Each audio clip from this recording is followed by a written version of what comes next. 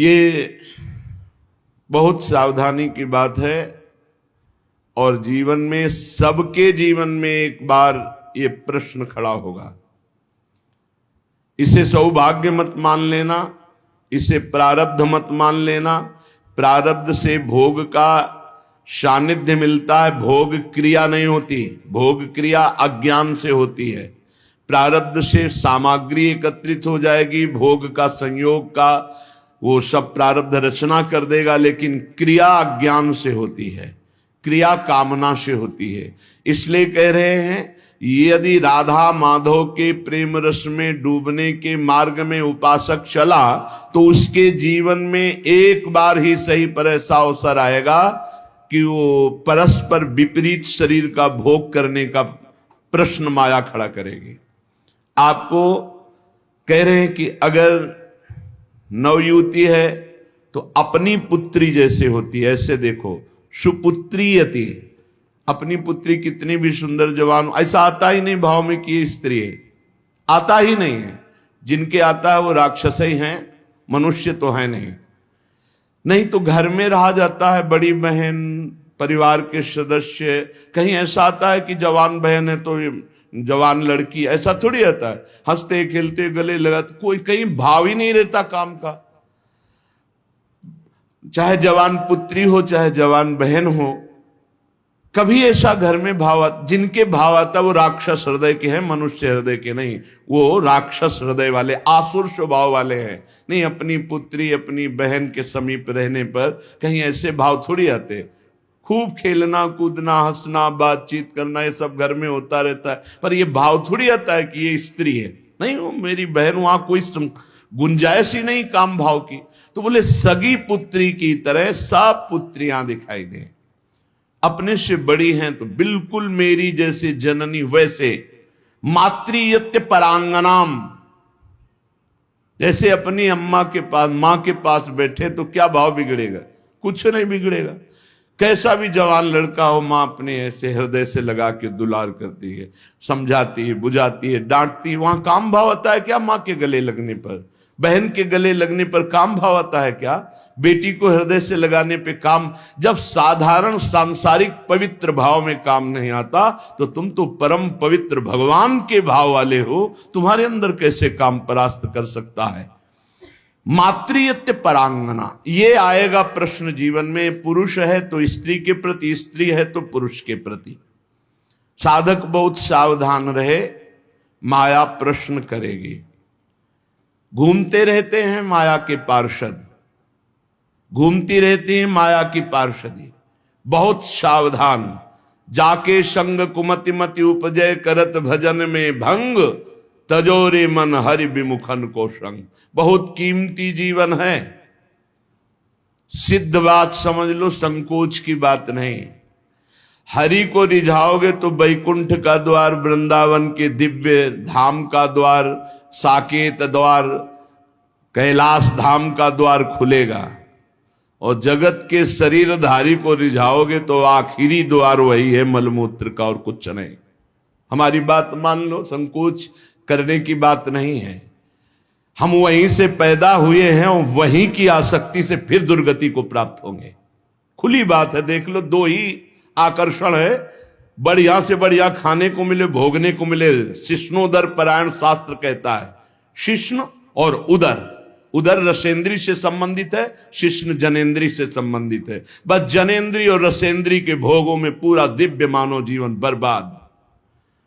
श्रीपाद कह रहे, यदि राधा मुरलीधर के प्रेम में मगन होना है,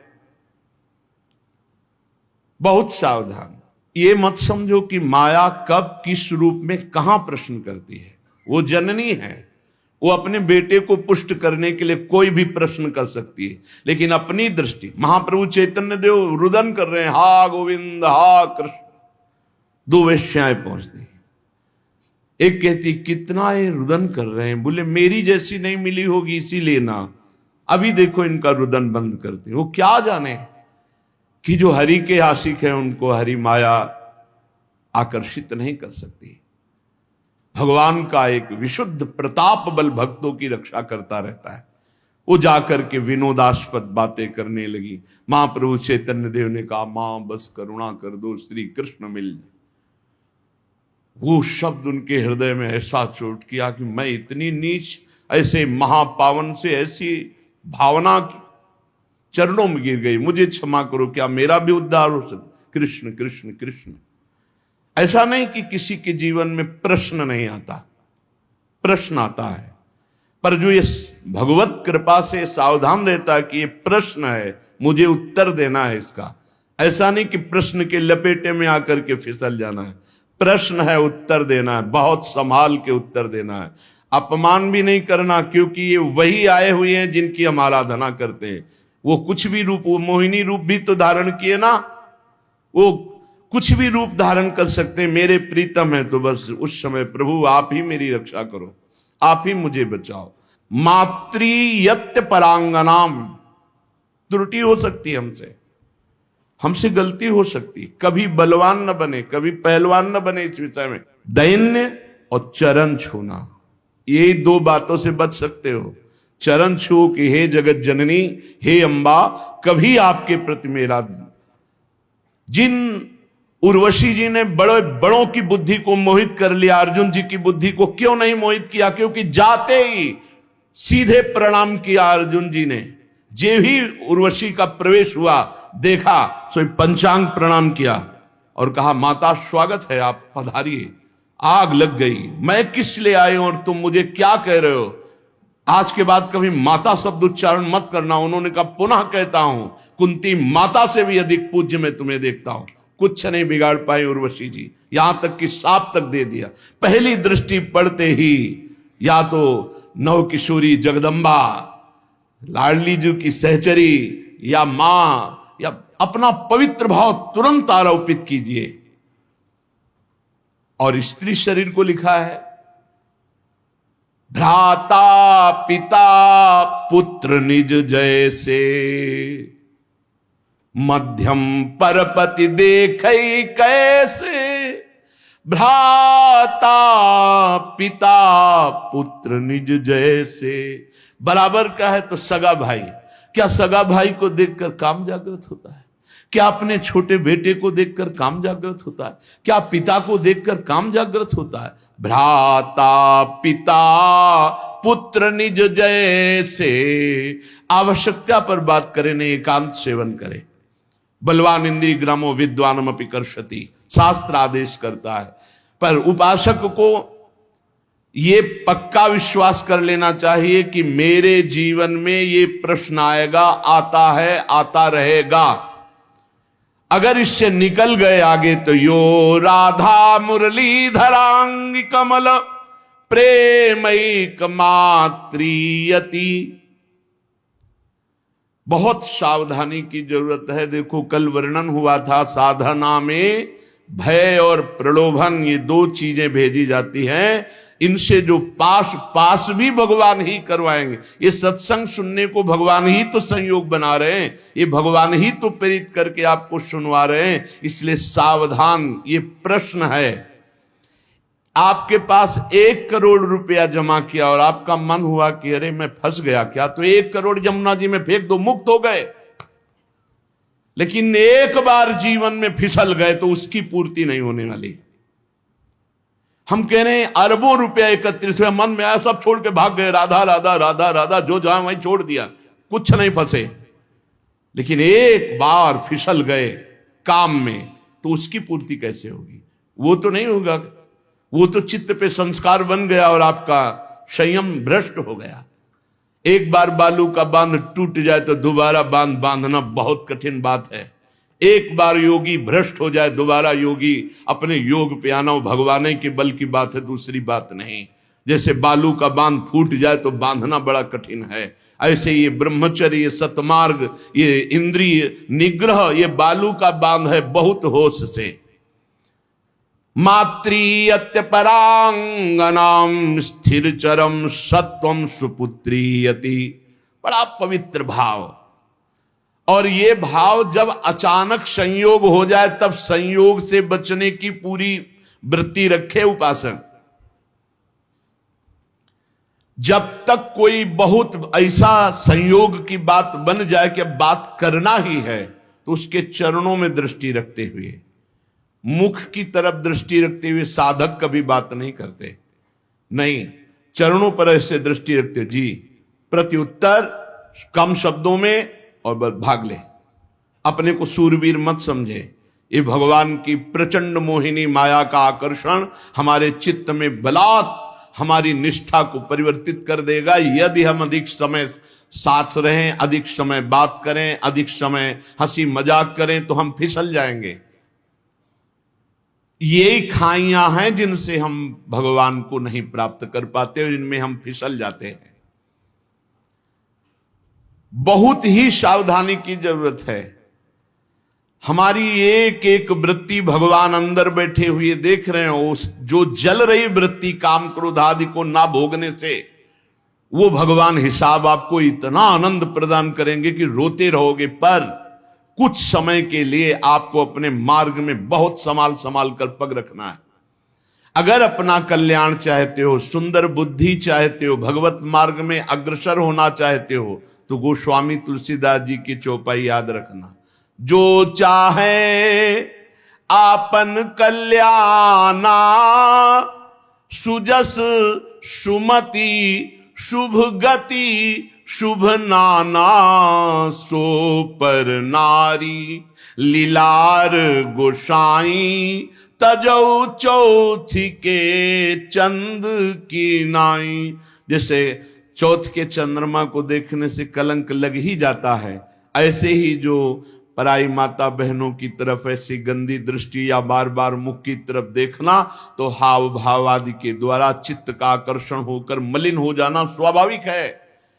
जैसे चौथ के चंद्रमा को देखने से कलंक लगता है, ऐसे जो साधक अपना कल्याण चाहता है, सुमति चाहता है, शुभ गति चाहता है, उसे चाहिए कि चरणों की तरफ देखकर बात करे। ये जगत जननी जगदम्बा हैं, इनकी कृपा से हम परमार्थ पर विजय प्राप्त कर लेंगे। इनके प्रति हमें भोग्य बुद्धि, दोष बुद्धि, निकृष्ट बुद्धि का त्याग करना ही होगा, तब हम आगे बढ़ पाएंगे। गोत्रीयत्यति तर्जना दिशु महा, मित्रीयति द्वेषिषु। यदि हम भगवत मार्ग में चल रहे हैं, कोई हमारी निंदा करता है, तर्जना करता है, तो जैसे अपना भाई, अपना घर का, अपने गोत्र का, परिवार का कोई लड़ाई झगड़ा करे, तो ऐसा अरे घर का आदमी कोई बात नहीं, ऐसे टाल देते हैं, ऐसे भाव रख लेते हैं। या हम भाव रख लेते हैं भगवान के द्वारा विधान किया हुआ भेजा गया है, कोई हमारे प्रारब्ध का क्षय हो रहा है, और जो हमसे विद्वेषी उसे हम महामित्रवत भाव रखें। नहीं, हम में और संसारी पुरुष में क्या अंतर। करत जे अनुशहन निंदक तिन्हों पे अनुग्रह करो। अपने शरीर को जैसे हम प्यार करते हैं और दूसरे शरीर से हम उदासीन रहते हैं, ये संसारी पुरुष का लक्षण है। और भक्त अपने शरीर से उदासीन रहता है और दूसरे शरीरों के दुख को अपने शरीर जैसा मानता है। ये भाव होता है। अपने शरीर में कष्ट है कोई बात नहीं, लेकिन दूसरे के शरीर का थोड़ा भी कष्ट उसके हृदय में पीड़ा पहुंचा देगा। पूज्य श्री भाई जी हनुमान प्रसाद पोद्दार जी महाराज साधकों के लिए बहुत अमृतमय वचन लिखे हैं। भगवान को प्राप्त करना है तो तीव्र अभिलाषा जागृत करो। नाम जप से, सत्संग से, सदाचरण से, दूसरों की सेवा से, पवित्र शरीर, पवित्र मन, पवित्र विचार, पवित्र वाणी, तो परम पवित्र सच्चिदानंद भगवान की प्राप्ति की अभिलाषा साधु संग से निश्चित जागृत हो जाएगी। अन्य कामना जब उत्पन्न हो जाती है, तब भगवान की प्राप्ति की अभिलाषा नहीं हो सकती। भगवान ने कहा स्वयं कि जिसका चित्त भोगों ने अपहृत कर लिया है, जो भोगों में लगा हुआ है, जो भोग सामग्री संग्रह करता है, ऐसा व्यक्ति कभी निश्चय ही नहीं कर सकता कि मुझे भगवत प्राप्ति करनी है। भोगैश्वर्य प्रसक्ता नाम तया प्रहृत्य चेतसाम व्यवसायत्मिका बुद्धि समाधो न विधीयते। वो कभी भगवान की प्राप्ति की इच्छा ही नहीं कर सकता है। इच्छा ही नहीं होगी ऐसी बात नहीं। अगर साधु संग हो तो वो भोग आदि का त्याग करके भगवत प्राप्ति की इच्छा जागृत कर सकता है, पर जब तक भोगों में लगा रहेगा तब तक भगवत प्राप्ति की इच्छा ही नहीं होगी। अन्य कामना वाला भगवत प्राप्ति की इच्छा नहीं रखता। अनन्य कामना जिसकी है श्री भगवान से, उसके हृदय में इच्छा जागृत होती है, अब मुझे भगवत प्राप्ति करना है। जब भगवत प्राप्ति की इच्छा जागृत होती है तब भगवान के अनुकूल आचरण और प्रतिकूल आचरणों का त्याग, ये नियम लेना होता है। श्री कृष्ण अनुकूलेन प्रतिकूलस्य वर्जनम विसर्जनम। आज के बाद कभी शास्त्र विरुद्ध, धर्म विरुद्ध आचरण नहीं करूंगा, तभी आपके अंदर भगवत प्राप्ति की अभिलाषा जागृत होगी। इधर तो माला चला रहे हैं, पाठ कर रहे हैं, धर्म के कार्य कर रहे हैं, और पीछे फिर अधर्माचरण हो रहा है, तो वो अंधा बटे पड़ा चबाए, तुम्हारे हाथ में कुछ नहीं लगेगा। हमको संयम से रोकना पड़ेगा। जो धर्म, जो नाम जप, जो साधन कर रहे हैं, वो हमारा कहीं किसी पापाचरण में बह न जाए, कहीं किसी छिद्र से बह न जाए। हम अपने इंद्रियों को, मन को हम विचार के द्वारा, पवित्र विचारों के द्वारा उनको घेरे रहते हैं। इसी का तो इनाम मिलता है परम पद, इसी का इनाम मिलता है अद्भुत आनंद की उमगन। ना भय जन्म का, ना मृत्यु का, न रोग का, न शोक का, किसी भी तरह का कोई भी द्वंद्व प्रभाव उपासक के अंदर नहीं रह जाता। अनुकूलस्य, अपने इष्ट देव गुरुदेव के अनुकूल, और प्रतिकूलस्य विसर्जनम, प्रत्येक प्रतिकूल आचरण का त्याग। जब साधक ऐसा आचरण बहुत समय तक करता है तो उसके प्राणों में रुदन करने की इच्छा जागृत होती है और वो क्रंदन करने लगता है। रोते रोते उसके हृदय में विरहाग्नि जलाती है, और उसी विरहाग्नि को शीतल करने फिर भगवान को आना होता है, फिर उसे भगवत प्राप्ति हो जाती है। दूसरी बात, साधक जब इस मार्ग पर चलता है तो उसका स्वभाव होता है इधर उधर ताक झांक करना। ये कैसे चलता है? ये बहुत बुरी आदत है, ये बिल्कुल नहीं रखनी चाहिए। पर दोष दर्शन से सबसे बड़ा घाटा होता है कि हम जो दोष दूसरे में देखते हैं, देखने की चेष्टा करते हैं, वो दोष हम में जागृत हो जाता है। इसलिए साधक को इधर उधर ताक झांक करने वाला स्वभाव नहीं रखना चाहिए। छोटी छोटी बातें होती हैं जिनमें हम फिसल जाते हैं। हर साधक इस बात को समझ ले, परमार्थ में चलने पर इधर उधर ताक झांक, वो पड़ोसी बगल वाला साधक क्या करता है, अगर ये दोष दर्शन की वृत्ति रही तो ऐसे नीचे खड़े रहोगे, परमार्थ की ऊंचाई पर नहीं चढ़ पाओगे। इधर उधर ताकने वाला साधक लक्ष्य तक कभी पहुंच ही नहीं सकता। सिद्ध महापुरुषों के वचन है। साधक को चाहिए कि अपनी दृष्टि केवल अपने लक्ष्य पर रखते हुए, लक्ष्य हमारा क्या है? सर्वान वस्तुतया निरीक्ष परम स्वाराध्य बुद्धिर्मम, मेरे भगवान ही सब रूपों में, बस सारा नाटक वही कर रहे हैं। हमको ये नहीं देखना एक कमी इसमें साधक में है या कमी उस साधक, ये गुरु देखें या भगवान देखें, वो सुधार करें, हमारा ठेका नहीं है। हमारा ठेका है अपनी कमी देखना और भगवान को प्राप्त करना। सत्संग अपने लिए होता, दूसरों के ऊपर थोपने के लिए नहीं होता, दूसरों के दोष दर्शन के लिए नहीं होता, वो अपने मन को शासन में लाने के लिए सत्संग होता है। साधक जब इस दोष से आगे बढ़ता है, ये बहुत जोर का दोष होता है, जब इससे आगे साधक बढ़ता है तो उसके जीवन में प्रलोभन आता है। जब प्रलोभन से बचता है तो फिर भय आता है। बड़े बड़े भय आते हैं भक्तों के जीवन में। फांसी की सजा निश्चित हो गई, आग में जलाने निश्चित हो गया, जहर पिला दिया गया, क्या क्या। जब प्रलोभन और भय से भी आगे निकलता है तब दिव्य सिद्धियां, आकाश में उड़ जाओ जहां जिस लोक में, जब इनसे भी आगे निकल जाए, जीवित मर जाए उलटे आप में समाया है दिलगिरी, एकदम खाक, तब भगवान की प्राप्ति होती है। वो संसार चक्र का भेदन करके सच्चिदानंद स्वरूप को प्राप्त कर लेता है।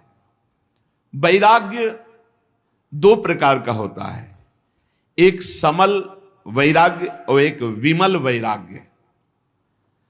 सांसारिक प्रतिकूलता को लेकर जो घर त्यागा जाता है उसे समल वैराग्य कहते हैं। ये समल, मल का प्रयोग नहीं होना चाहिए। ये मल है वासना, कामना, रुपया, पैसा। हाँ, हमारा भरण पोषण ईश्वर के द्वारा सारे विश्व का करते, तो हम जितने बैरागी जन विश्व में हैं, भगवान विश्वम्बर सबका भरण पोषण कर रहे हैं, लेकिन बहुत सावधानी से मुनीमगिरी करनी है। मालिक हैं भगवान, मुनीम हैं हम, तो मुनीम का लेना देना बहुत हिसाब में होना चाहिए। हिसाब से चूक हुई तो चूक हो जाएगी, बड़ी चूक हो जाएगी। तो एक होते हैं वैराग्य लेते हैं ये देख करके कि अब नौकरी नहीं मिल रही, विवाह भी नहीं हुआ, खान पान की व्यवस्था, बाबा जी बन जाते हैं। जिंदगी नरक हो जाएगी तुम्हारी और दूसरों की बेइज्जती करवाओगे। कभी ऐसे बाबा जी नहीं बना जाता। बाबा जी बना जाता है, सब व्यवस्थाएं हैं, लेकिन अब मन नहीं लग रहा, ऐसा लग रहा है मुझे भगवान चाहिए। तब इसे विमल वैराग्य कहते हैं। अगर समल, ये जो समल वैराग्य है, इस समल वैराग्य को यदि विमल वैरागी मिल जाए तो वासना हट जाए और निर्मल मार्ग में चल पड़ेगा। ऐसा नहीं कि उसका कल्याण नहीं होगा, पर है बहुत गड़बड़। वैराग्य के दो रूप है, एक समल वैराग्य, एक विमल वैराग्य। समल वैराग्य होता है कि हर किसी न किसी विषय की अभाव स्थिति में बाबा जी बन जाना, वैरागी बन जाना, बहुत खतरनाक, बहुत घटिया जीवन व्यतीत होता। बहुत घटिया हम शब्द में कह रहे हैं, लाख प्रकार से समझाओ उसको समझ में नहीं आता। वो केवल वासना की पूर्ति ऐसे लोगों के द्वारा बहुत अहित होता है संत समाज का, क्योंकि उनके अंदर कोई लक्ष्य भगवत प्राप्ति नहीं, कोई साधुता नहीं, और वेश साधुता का वो बहुत तरह से हानि करते हैं। और अब कहे तो संत ही जाएंगे क्योंकि वेश है, तो इसलिए बड़ा अपमान संतों का होता है। उनका लक्ष्य नहीं होता भगवत प्राप्ति, उनका लक्ष्य नहीं होता सतमार्ग, वो केवल वासनाओं की पूर्ति के। बहुत विचित्र होता है, ये भी सब देखा है। भ्रमण के समय भगवान बड़ी कृपा की तो सब भ्रमण में साधु पक्का हो जाता है। भूख प्यास गर्मी सर्दी मान गाली और मार पीट सब कुछ सहना पड़ता है, सब सहना पड़ता है, उससे परिपक्व हो जाता है।